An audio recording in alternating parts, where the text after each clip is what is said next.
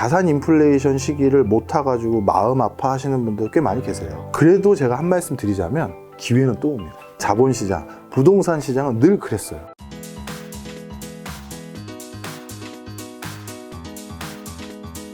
자, 그럼 이런 상황에서 보유주택 수에 따른 좀 투자 전략, 무주택자, 1주택자, 뭐 걱정하진 않아도 되지만 다주택자분들은 지금 이럴 때는 어떻게 해야 되는 건가요? 일단 이번 대선 결과를 다 주목하고 계시더라고요. 네. 이게 제 의견이 아니라 그 맞아요, 다주택자를 하는 맞아요. 분들이요. 예. 그래서 이게 어느 분이 되느냐에 따라서 완전히 흐름이 바뀔 거라고 생각하더라고요. 특정 어떤 분이 되면 진짜 큰일 났다고 하시는 분이 있더라고요. 예. 그러면 야 이거 빨리 나가야 된다. 그리고 그분이 그래도 겁을 한번 줬어요. 나갈 기회는 주는데 먼저 나갈수록 내가 혜택을 줄 거야. 살려는 드릴게요. 저도 뭐 사실 저희 3프로 쪽에 나와서 그 얘기도 한번 하셨는데 그걸 듣고 오 진짜 다주택자들은 깜짝 놀랄 얘기시죠. 네네. 그리고 실제 다주택자들의 지금 상황이 어떤 거냐면요. 작년, 재작년에 집값이 너무 빨리 올랐어요. 그리고 너무 빨리 오르다 보니까 빠져나갈 타이밍이 없었죠. 지금 자꾸 오르고 있는데 뭘 자꾸 나가라고 옆구리를 찌르는데 누가 나가겠어요. 그러니 지금 갑자기 막 중과세 때리고 하는 거는 매물만 묶어버리고 이상한 기형적인 일만 생기게 되니 그 급상승하다 보니까 나가고 싶어도 못 나갔던 그 사람들이 이제 기회를 마지막 라스트 찬스 줄게. 요 기간 안에 꼭 나가라 라고 하는 건 필요하죠. 그분들도 무슨 잘못이 있어요. 열심히 살다가 번 사람도 있을 거 아니겠어요. 그렇죠. 예. 그분들에게는 기회를 드려야죠. 그 기회를 줬을 때 좀 파는 게 맞다고 생각하시는 건가 보네요. 이번에 그분 안 팔면 네, 큰일 날 수 아주 있다. 그 큰일 나게 하실 것 같아 보이던데요. 저희 뭐 그분이 누군지 말씀드리지 않았어요. 네. 자, 그다음 이제 그 무주택자분은요. 예. 판단을 하셔야 됩니다. 부동산 대세가 끝났는데 제가 말씀드린 것처럼 대세는 끝났어요? 대세는 끝났다니까요. 희비가 엇갈린다. 희비가 엇갈리는데 무주택자분들 중에서는 좋은 동네 주택을 사기가 어려운 분들 계시잖아요. 많죠. 그러면 그 돈을 가지고 어설프게 나도 집 한 채 있다라는 그 심리적인 위안을 얻으려고 약간 사람들이 선망하지 않는 곳에 다세대 주택, 빌라, 연립 이걸 내 집이라고 자칫 잘못 샀다가는 꽉 묶일 수도 있다. 아까 말씀하신 못 빠져나올 수 있는. 네. 그러면 차라리 그렇게 거기 묶여버렸을 때 앞으로 기대되는 수익의 흐름과 그냥 견실한 우리나라를 대표하는 대장주, 우량주에 투자를 해놓고 부동산처럼 장기적으로 5년, 10년 뒤를 보고 그때 거둘 수 있는 수익을 두 개를 비교해 보시면 저는 이 후자가 훨씬 클 거라고 생각해요. 그리고 나서 나름대로 캐파를 갖춘 다음에 아까 말한 징검다리 지역 있죠? 노른자에 가기 전에 그 동네 줌에 하나를 대출을 좀 끼던 아니면 어떻게 하던 들어가시는 걸 권해드리고 싶어요. 그럼 대출은 풀로 다 땡기면 되네. 내가 할 수 있는 데까지는? 지금 생애 첫 주택자들이라든가 청년들이라든가 신혼부부라든가 이런 부분에 대해서는 또 혜택을 늘리려고 하는 것 같아요. 그런 기회는 살려봐도 나쁘지 않다. 네, 저는 생각합니다. 그럼 내가 만약 무주택자예요. 네. 내가 살 수 있는 아파트가 어느 이제 입지가 있겠죠. 네. 거기는 내가 대출해서 어떻게든 할 수 있는데 좀 애매한 지역인 거죠. 네. 좀 교수님 말씀하신 것처럼 크게 오를 것 같지도 않아요. 근데 딱 내가 3년 더 바짝 모으고 하면 네. 좀 더 상급지를 살 수 있어. 네. 근데 그분이 이 생각을 반드시 하겠죠. 3년 뒤에 지금보다 더 올라 있으면 어떡하지? 지금 아마 무주택자신 분들은 이것 때문에 지금 집을 사기도 안 사기도 애매한 그런 상황인데 이때는 어떻게 해야 돼요? 무슨 말씀인지 알죠. 그래서 제가 말씀드렸잖아요. 그 내가 받는 월급이나 여러 기타 소득이나 이걸로 그걸 모아서 3년 뒤에 저거를 살 자신이 없거나 저게 더 뛸 수 있다라고 생각이 드신 분, 뛸 수 있다고 생각하는 분들은 이 돈을 가지고 주식이나 다른 데로 활용을 하셔야 돼요. 일단은 사지 말고 네, 물론 살 거면 대출을 껴서 살 거면 그걸 또 감내하는 건 본인의 책임이겠죠. 그 판단은 하셔야 되는 거고 이건 있어요. 정말 국가 차원에서도 그 노른자위 주변의 배우지들을 많이 늘려줘야 여러 가지 또 민심이 가다듬어질 거 아니겠습니까? 그렇죠.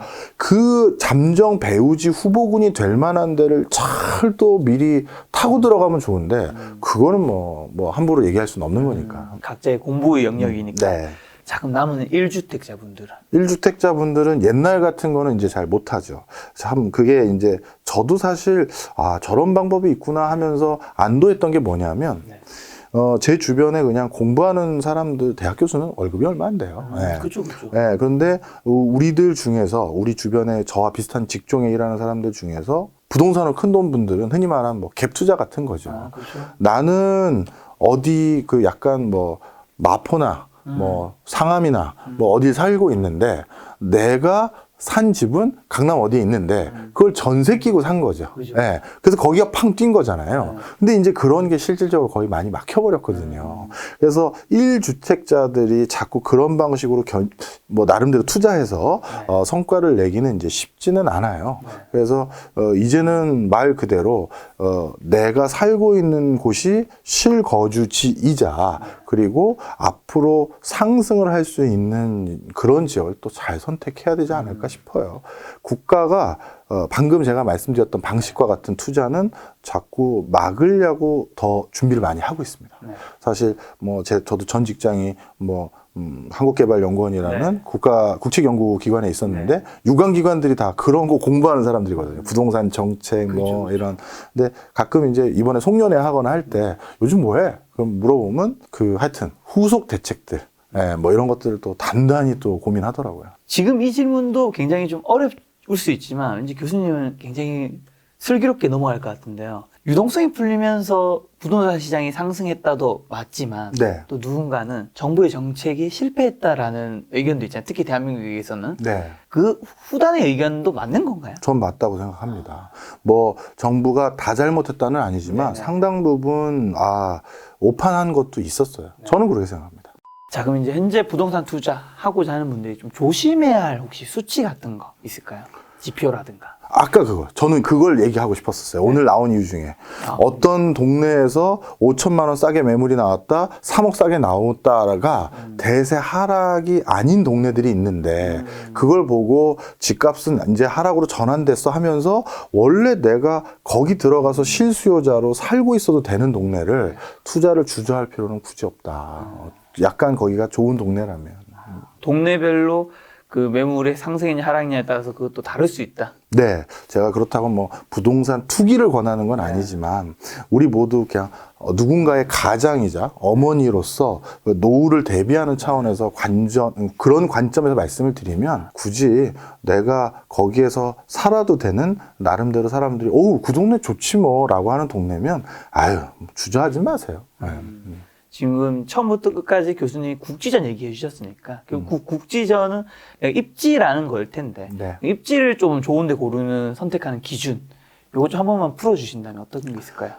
요즘 뭐 영유 아세요? 영유? 네. 결혼 안 하신 분이니까 모르시죠. 영어 유치원? 네. 맘카페는 영어 유치원에 따라서도 집값이 달라집니다. 맞아. 저도 며칠 전에 아는 형분이 가족 아니고 그 한남동에 갑자기 이름 생각나네. 비싼 그 주택 이름 뭐죠? 더힐? 한남 더힐 사는데 아이 교육비가 유치원생 좀 되거든요. 한 달 700만 원 나와요. 그래서 충격받았어요, 진짜. 와, 어떻게 700이 나가지? 웃음만 나네요. 하여튼 그런 거거든요. 그래서 그런 학군이라고 해야 될까요? 제가 얼마 전에 아주 존경해 마지 않는 여의도를 주름대어 봤던 펀드 매니저 분이 한 분 계세요. 지금은 따로 회사도 차리셨는데 그 형님하고 명동 근처에서 중국집에서 송년회를 했어요. 그래서 그 형님이자 대표님께 형님 근데 왜 명동에서 보자는 거예요? 여의도에서 보지. 그랬더니 그 형님은 자식들을 전부 다 국제학교를 보내서 저 제주도에 국제학교가 있거든요.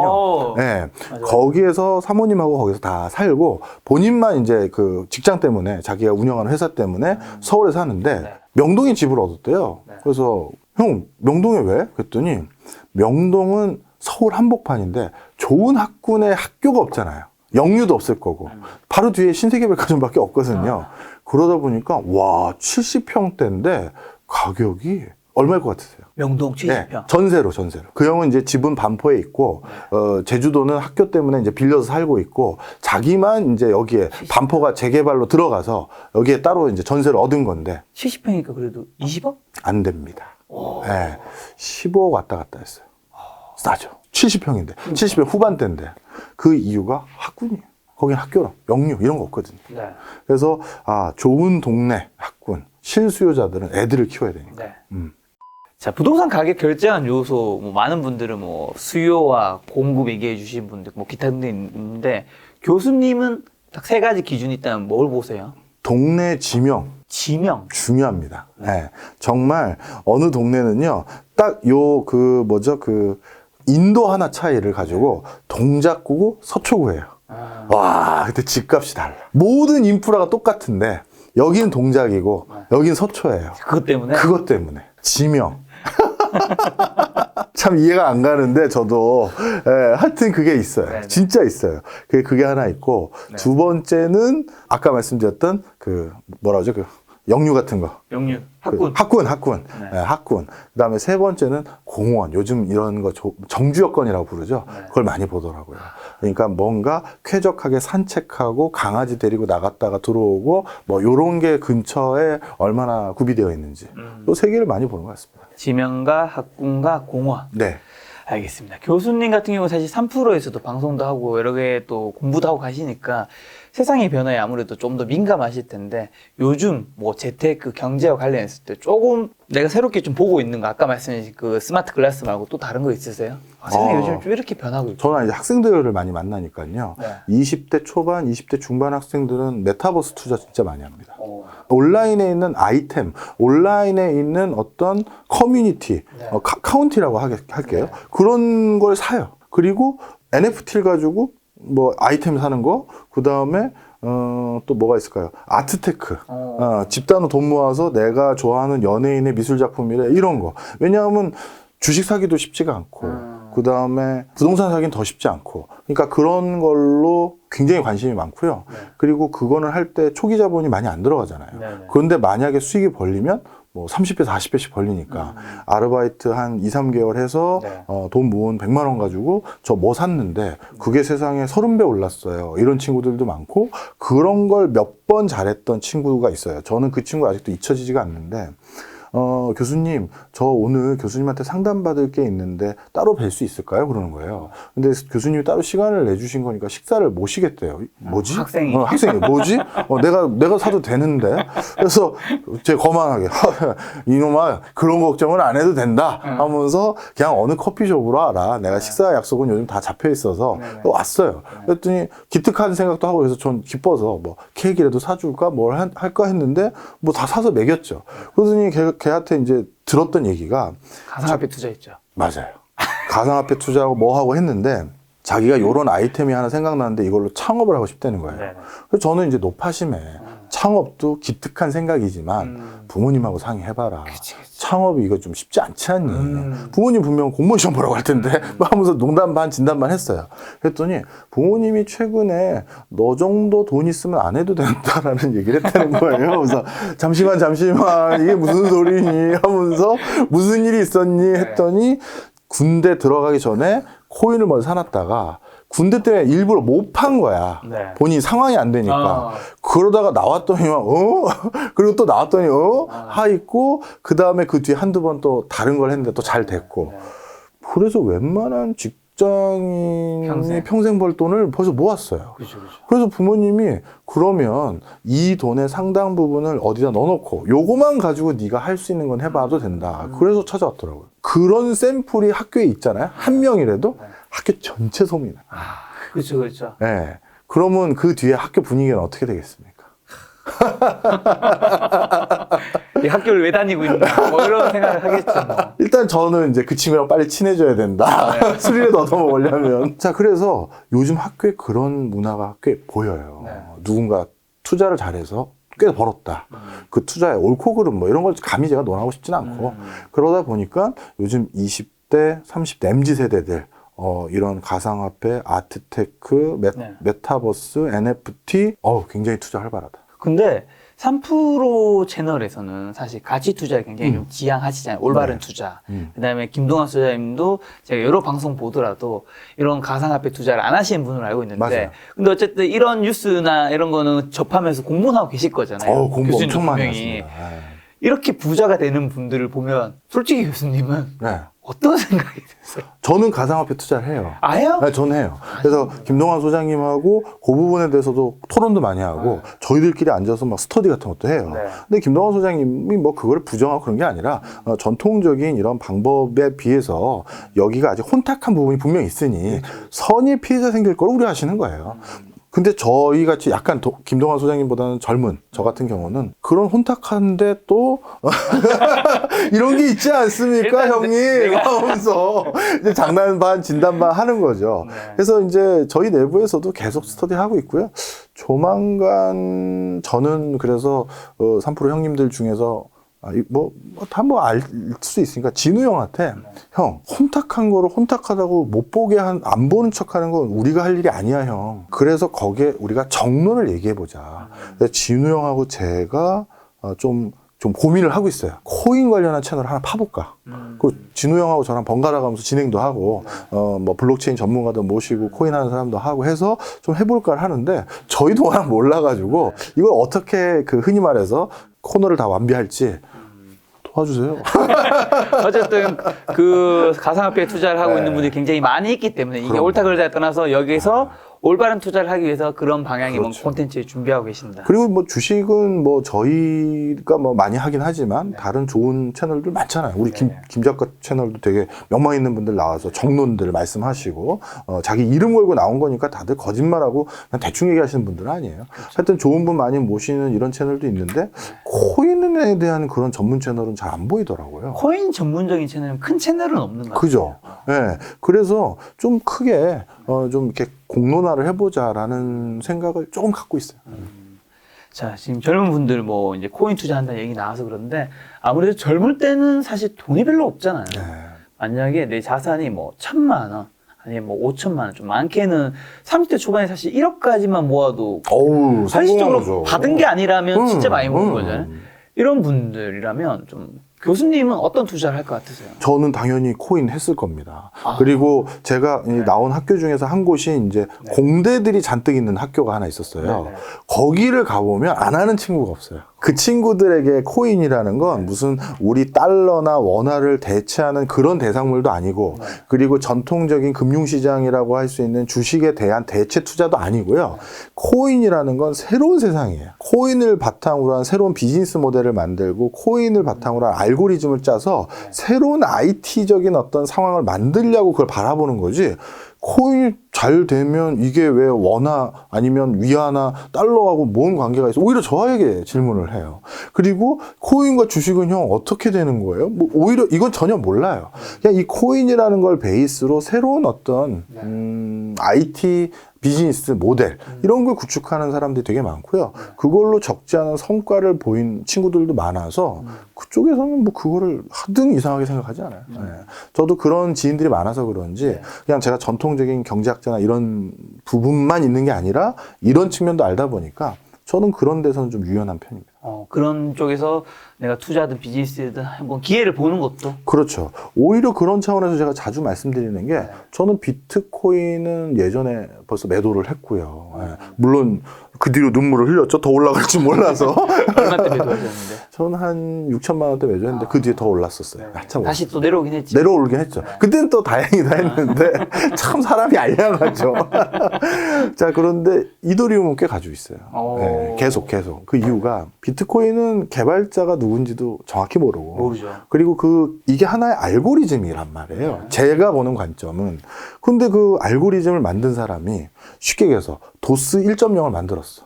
그러고 나면 그게 버그도 있을 거고 처음에 생각하지 못한 시스템 보완해야 될 것도 보일 거 아니에요.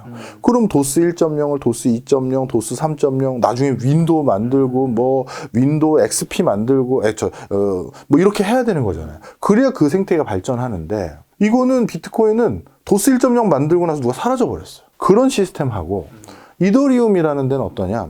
정말 세계적인 아이비리그의 뭐 엔지니어들 그리고 무슨 개발자들이 지금도 거기에 그 이력 써놓고 제가 들어가서 거기서 뭘 개발해 보겠습니다. 나 스탠퍼드 나왔는데 나 MIT 나왔는데 뭐 이런 친구들이 막 뭘 해요. 그리고 계속 이더리움 2.0 그리고 또 시스템 개발하고 뭐 패치 또 나오고 막 이러거든요. 어느 게 발달할 것 같으세요? 저는 그냥 그런 생각이 들었어요. 그래서 저는 그런 차원에서 비트코인은 이 정도면 나는 충분히 수익은 실현한 것 같고 이쪽으로 옮겨 타야겠다라고 생각을 했던 바가 있고요. 네. 바로 제 주변의 지인들이 그런 이더리움 비슷한 뭐 그런 어떤 새로운 생태계를 그리려는 사람들이 많아요. 교수님은 그래서 네. 지금 이더 쪽으로 갔다. 네, 가 있어요. 비트는 다 정리했다. 빚은 정리했는데 약간 눈물은 났다. 자, 그러면 이제 아까 젊은 층 얘기해 주셨으니까 네. 반대식에 좀 또 주변에 부자분도 좀 계실 텐데 부자분들은 요즘에 뭐 사세요? 정말 여기에서 이제 걱정이 많아요. 예전에 부자들은 네. 자꾸 투자를 적극적인 투자도 많이 하셨어요. 회사를 인수한다든지 신규 사업을 해본다든가 공장을 증설하든가. 맞아요. 근데 그게 거의 종적을 감췄어요. 그러니까 미래가 너무 불투명한 거예요. 그리고 자기가 이미 생물학적인 나이가 60을 넘었어요. 우리 고령화 사회, 초고령 사회. 그러다 보니 내가 지금 뭔 영화를 누린다고 또 더 안정적인 투자를 하겠죠. 그렇죠. 그리고 일부는 그냥 처분하고 현금화해서 원래는 해외여행이나 다니고 골프나 치고 쉬려고 했는데 그건 못하게 되셨는데 바로 부자들의 습성이 좀 바뀌었어요. 옛날에는 이렇게 금리 낮아지고 네. 국가에서 지원해 주겠다, 제도 풀어 주겠다 하면 막 투자하고 그랬는데 그런 움직임이 많이 사그라들었고 심지어 지방에 있는 많은 산업단지에 있는 공단에 있는 그 공장 또는 창고를 보면 그 공장 창고가 원래는 내가 주문 더 들어오면 기계 하나 더 깔아서 양쪽에서 생산해서 납품하려고 여지를 놔둔 건데 지금은 그런 데 사용하지 않고 그걸 다시 쪼개가지고 다시 무슨 창고를 임대하거나 창고지. 네, 다 그런 식으로 해버려요. 내가 쓸 생각이 없는 거예요. 오히려 이 물류나 이제 택배 이런 게 워낙 물동량이 많으니까 그런 걸로 하고 나도 그걸로 수익이나 얻는 거지 이렇게 바뀐 거죠. 그래서 약간 돈 있는 분들의 투자가 이렇게 위축된 것은 사회적으로 굉장히 큰 우려가 되는 부분이죠. 요즘 건물 많이 사니까 건물 쪽에서 많이 사고 이런 건 별로 없나요? 건물도 이미 살 거 다 샀고요. 네. 요즘은 강남의 꼬마 빌딩은 매물이 없어요. 나오면 다 사요. 씨가 말랐다. 씨가 말랐어요. 예. 제가 또 친한 또 뭐 다 아시니까 박종복 소장님이나 네. 이런 분들 계세요. 네. 그분들한테 제 지인이 누가 뭐 살려고 하면 네. 문자 한번 넣거든요. 네. 소장님 저예요. 박 교수 어떻게 지내? 그래서 그 누가 이거 얼마 산다고 하는데 치아라. 없어. 그런 건물들은 아까 말씀하신 것처럼 부동산이 마찬가지로 입지가 좋은 곳에 있는 것들도 같이 계속 가는 건가요? 마찬가지죠. 네, 맞아요. 왜냐하면 그 입지가 좋은 동네 사람들이 배달을 시키거나 나와서 뭘 쓰거나 소비를 하는 그런 용처가 있어야 되잖아요. 바로 그런 거를 지원하기 위한 부대시설이라고 할 수도 있거든요. 그래서 강남 모처의 꼬마 빌딩은 정말 씨가 말랐고요. 하나 더 말씀을 드리면 이거는 저도 충격이었어요. 지금 명동 한번 가보셨어요? 김 작가님 오늘 얼마 전에 가봤어요. 가보셨어요? 네네네. 상가들 보셨어요? 아니 상가 제대로 보지 못해 백화점 잠깐. 백화점? 제가 뭐 쇼핑하러 가신 거구나. 네. 삼각 골목을 한번 가보세요. 네. 저기 옛날 중국인들이 많이 갔다는. 아니 어딘 줄 알아요. 예. 거길 가보면 상가 텅텅 비었잖아요. 비었죠. 그런데 누군진 모르겠는데 한 블럭을 다 샀어. 건물을 그 근처 건물을 통으로 다 몇 개를. 와. 이건 개인이 아니겠죠. 네. 뭐 자문회사라든가 자산운용회사라든가 부동산 쪽 이럴 것 같은데 이게 역발상을 한 거예요. 명동은 대한민국의 한복판이고 상징적인 곳이잖아요. 그렇죠. 거기가 지금처럼 공실률이 높고 지금처럼 시세가 불확실할 때가 있을까요? 없을 거라고 본 거죠. 네. 그래서 한 블록을 통으로 사시죠. 그리고 그때 그 산 건물은 다 옛날 구옥이잖아요. 네네. 빌딩 높이가 4층짜리, 3층짜리. 네. 그걸 다 샀으니 그걸 다 헐고 올리면 몇 층으로 올라가겠어요? 엄청 그렇죠. 이야, 기가 막히더라고요. 혹시 또 그런 배우지가 명동만 있진 않겠죠. 내가 어느 동네에 꼬마 빌딩 한 4층짜리, 5층짜리가 쭉 있는데 여기가 만약에 한 번에 누군가에게 대규모 개발돼서 수용된다면 빵 뛰겠구나. 아니면 여기는 아니고 앞 동네가 바로 횡단보도 앞에만 여기가 개발돼도 여기 같이 올라가거든요. 그런 차원에서도 많이 사시는 것 같아요. 교수님 말씀 들어보니까 부동산은 약간 그 국지전 얘기해 주셨잖아요. 네. 그 결국 좋은 입지는 있는 거고. 네. 약간 답이 정해져 있다라는 생각이 들어요. 답이 정해져 있는 상황에서 속도전 같다는 생각이 들거든요. 여기에 얼마만큼 내가 빨리 들어가느냐? 들어가지 못하는 시간이 늘어나면 늘어날수록 못 들어가는 확률도 굉장히 늘어날 것이다. 그러면 맞나요? 희망을 하나 드려야 되니까. 여기까지 느낀 거 맞나요? 네, 맞아요. 우리 뉴욕이라는 우리보다 훨씬 현대화된 지 오래된 동네. 돈 벌면 다 맨하튼에서 살고 싶죠. 누가 브롱스라든가 브루클린이라든가 뭐 이런 데서 누가 살고 싶겠어요. 네. 그렇죠. 네, 그래서 맨하튼을 가고 싶거나 아니면 저기 한 교외죠. 우리로 따지면 판교에 아주 대저택들이 있는 데 있잖아요. 롱아일랜드 근처에 있는 그쪽으로 가는 경우는 있죠. 그건 다른 거고. 하여튼 그런데 어떤 경우가 하나 있냐면 그 낙후됐던 브루클린. 그 브루클린이 그 옛날 그 재봉틀 있는 창고, 뭐 선적 화물 있었던 피어 이런 것들이 너무 오래 낙후되니까 와, 황당한 일이 생기는 거예요. 스타트업 창업 단지가 거기 생긴 거죠. 청년 창업가들은 임대료 싼 데를 원하잖아요. 그렇죠, 그렇죠. 근데 이 브루클린은 바로 다리만 건너면 맨하탄이니 자전거 타고 넘어가도 되고 걸어서 가도 돼요. 외국 애들은 산책 좋아하니까. 그러니까 여기서 창업을 하는 거예요. 그러다 보니까 여기가 젊고 혁신적인 동네로 막 바뀌어. 그러니까 문화도 바뀌고. 그러다 보니까 이 동네가 또 새로운 역동적이고 우리로 따지면 판교 정도 됐다고 해야 되나? 뭐 분당 정도 됐다고 해야 되나? 그런 데가 생겨요. 구시가지 중에서. 베를린도 그랬어요. 베를린은 동베를린, 서베를린이 있는데 서베를린은 옛날 서독 쪽이니까 원래 잘 살았고 동베를린은 못 살았던 동네인데 여기 있던 사람들이 한 번에 다 통일되고 나서 일자리를 찾아서 베를린이라는 도시는 원래 공공기관이 중심이 된 도시거든요. 그래서 뭐 예를 들어서 프랑크푸르트나 위넨이나 이런 데로 막 다 가버렸어요. 여기가 빈집이 많아졌겠죠. 그런데 서베를린에 있는 베를린 공대 나온 친구들이나 이런 애들이 창업할 때 이 빈집에서 사무실하고 여기서 하자 한 거예요. 그러다가 동베를린에 또 혁신성, 역동성이 생기면서 여기가 또 새로운 또 그 굉장히 아고라로 바뀌어 버렸어요. 도시 문화가 바뀌고 집값이 올랐죠, 당연히. 아주 그런 현상도 생겨요. 그런 데를 우리가 한번 찾아보는 거죠. 찾아보는 미리. 거죠. 그런 것들은 컬처가 또 중요해요. 네. 이것까지 말씀드리면 거의 마무리가 될 것 같은데 10년 단위로 핫플레이스가 옮겨 다니는 거 아십니까? 저 김 작가님 대학교 다닐 때 가장 좀 논다 하는 네. 동네에서 노는 형 그럼 어디 가서 놀던가요? 전 대구지만 만약에 서울로 친다면 압구정 로데오인가요? 우리 때는 압구정 로데오였죠. 예. 그런데 요즘 예를 들어서 젊은 애들한테 MZ세대한테 야 압구정 오늘 로데오 가서 뭐 좀 놀아보자. 아니겠죠. 아니겠죠. 이태원인가요? 홍대인가요? 이태원, 홍대 아니면 가로수길이 요 전까지는 좀 떴어요. 요즘은 또 그것도 좀 죽어들었던데 세로수길로 넘어갔다고 하던데 왜 그럴 거라고 생각하세요? 어떤 핫플레이스가 계속 시프트 되잖아요. 임대료가 너무 비싸지니까. 그것도 있고 또 한 가지가 있어요. 바로 컬처 때문인데요. 저희 때는 압구정 로데오예요.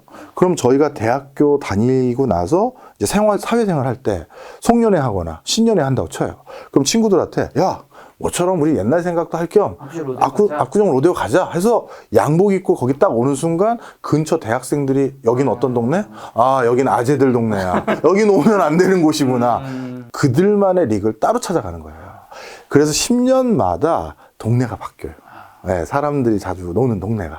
이해하시죠? 네. 그러다 보니까 그 다음 핫플레이스가 어딘지를 선택할 때 그것도 주의해서 보세요. 알겠습니다. 교수님 김작가TV에 처음으로 나와주셨는데 네. 시청자분들에게 그 마지막으로 아마 교수님 나이 때보다 그 밑에 분들한테 조언을 주시는 게 좋을 테니까 30대, 40대 마지막 그 잠깐만 위태라고 해놓고서 나를 왜 40대니까 40대까지 포함되니까 네. 30대, 알겠습니다. 40대 분들에게 투자 조언 한마디만 좀 주신다면. 요즘 네. 저희 30대, 40대 분들은 뭐 기성세대, 저희보다 위에인 세대보다 종잣돈이 좀 적었기 때문에 이 재작년에 대박 흐름, 이 자산 인플레이션 시기를 못 타가지고 마음 아파하시는 분들 꽤 많이 계세요.